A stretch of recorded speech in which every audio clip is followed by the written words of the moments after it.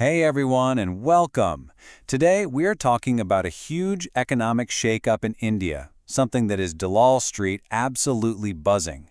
We're talking about a proposed overhaul of the tax system that could literally change what you pay for, well, almost everything. I mean, just think about it. What if one single move could put more money right back into your pocket, fire up the entire economy, and create a whole new set of winners on the stock market? Sounds pretty big, right? Well, that's the multi-billion-dollar question right now. So let's dive in and see what this is all about. So here's the deal. The Prime Minister is actually calling this a Diwali gift for the whole country. It's being framed as a massive next-generation reform of the goods and services tax, GST, and it's expected to be unveiled right around the festive season. Okay, so for anyone who needs a quick refresher, GST was brought in back in 2017. The big idea was to get rid of a whole mess of different state and federal taxes. The motto was simple and catchy: one nation, one tax, one market. But, in reality, with four main tax slabs, it ended up being, well, a little more complicated than planned. So what's actually changing? It's pretty dramatic. We're going from that complicated four-slab system to a much simpler two-slab setup. Just 5% and 18%. Now, for a few select things, think luxury and sin goods like tobacco, there's going to be a special 40% slab. But for pretty much everything else, the system gets way simpler. And the scale of this change, wow, it's just staggering. Get this. A full 90% of items that are currently in that top 28% tax bracket, we're talking big-ticket stuff like cars, ACs, even cement, they are all expected to drop down to the 18% slab. That's a huge shift. And it doesn't even stop there.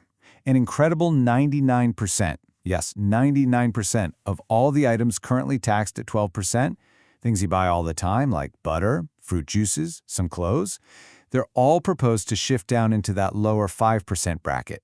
This is a massive tax cut for everyday stuff. And if you're kind of wondering, why is this simplification so important? Well, check this out. The old system led to some really weird, confusing situations. For instance, salted popcorn was taxed at 12%, but caramel popcorn was 18%. So what about salt caramel popcorn? See? That's exactly the kind of chaos this new system is designed to get rid of. Okay, so lower taxes, less confusion. What does that actually mean for the economy and for investors? Well, it's expected to be a major growth trigger for several key sectors. Let's break it down. And it looks like the single biggest winner, the one everyone is talking about, is going to be the auto sector. It just makes sense, right? Lower prices can make a huge difference when people are deciding whether to buy a car or a bike. And it's the size of the potential price drop that's really got people's attention. For two-wheelers and small cars, we're looking at the GST rate potentially falling from 28% all the way down to 18%. That's a 10% drop. It could mean a serious cut in what you pay at the showroom. And the good news really does spread out across the market. Think about it. The price of cement could fall by almost 8%, which makes building and buying homes cheaper. Consumer durables like ACs and TVs, yep, they'll get cheaper too. Even your daily FMCG items, toothpaste, hair oil, will cost less. And with everyone spending more, the financial sector gets an indirect boost because demand for loans and insurance is going to go up. All right, so we know entire sectors are looking good, but let's get specific. Which companies are analysts and investors really keeping an eye on right now? In the auto world, Maruti Suzuki is a big name here, mainly because they dominate the small car market. Then you've got the two-wheeler giants, Hero MotoCorp, Bajaj, TVS. They are all perfectly positioned for a jump in demand. And this effect even ripples out to commercial vehicles and tractors. So names like Tata Motors and Mahindra are definitely in the spotlight. Okay, let's move over to the consumer side of things. Companies that make air conditioners, like Voltas and Blue Star, are in a really sweet spot. And for the stuff we use every single day, big FMCG players like HUL and Britannia are set to do well. As things like shoes and clothes get cheaper, even retail brands like Relaxo and Bata could see a really nice lift.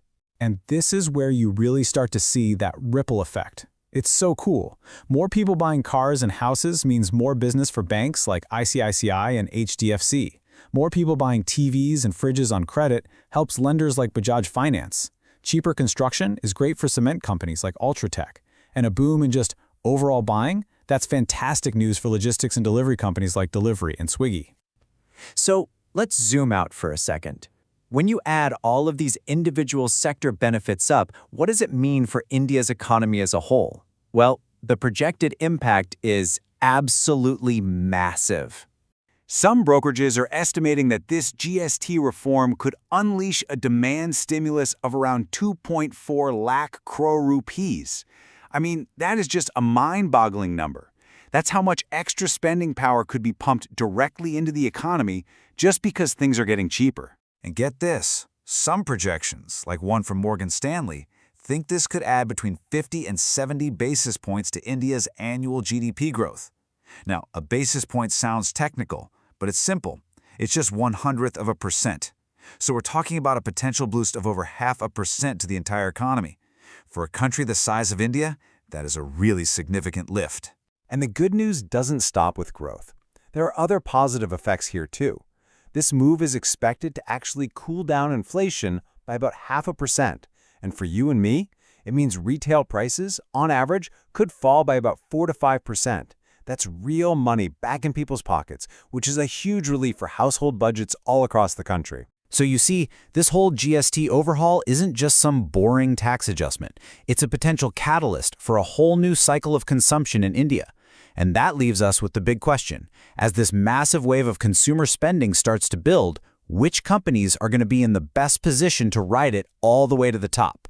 That's what everyone in the market is going to be watching very, very closely.